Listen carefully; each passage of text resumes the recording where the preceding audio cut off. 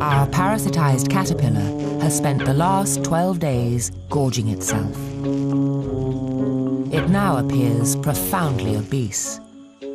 But this is not all fat. The Glomerata wasp larvae lie just under its skin.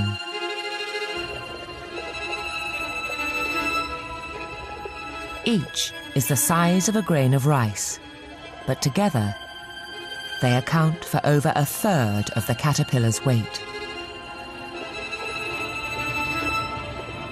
The larvae have not yet finished growing and need to keep their host alive.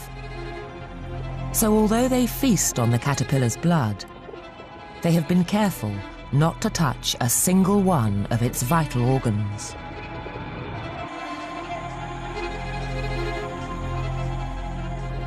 This uneasy truce will not last. Within days, the larvae are fully matured. Suddenly, they begin to stir into action.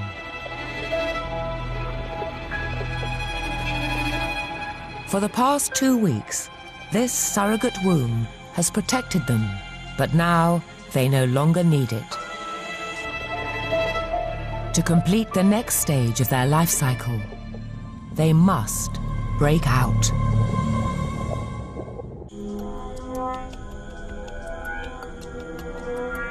The caterpillar's thick skin should be a solid barrier to the parasitic wasp larvae.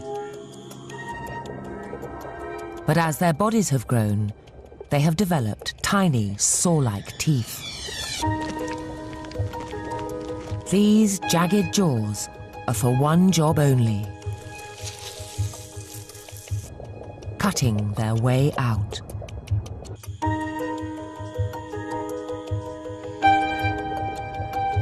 Stroke by stroke, the larvae slice through the tough layers of skin.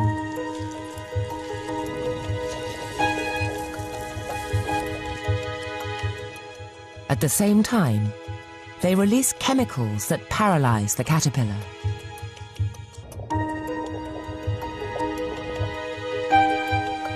As the larvae break through, there is nothing it can do.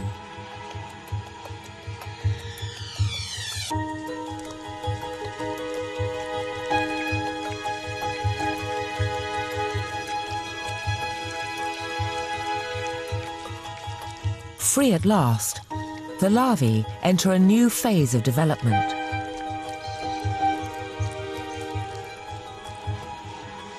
They swiftly spin silken cocoons.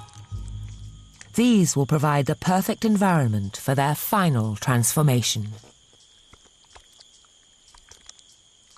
But ironically, one of the greatest dangers the larvae will face is being themselves impregnated by other species of parasitic wasp. Incredibly, the wounded caterpillar helps them out.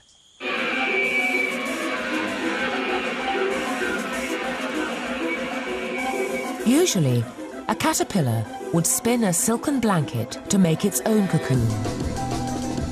But the parasitized caterpillar spins his blanket on top of the wasp cocoons, giving them an extra layer of protection.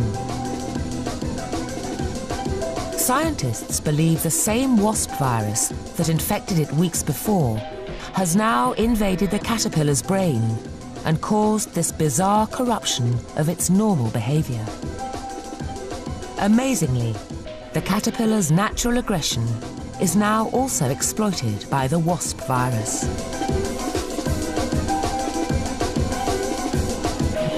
The caterpillar becomes a bodyguard, actively protecting the cocoons from other parasites. It will watch over them unceasingly until it eventually starves to death.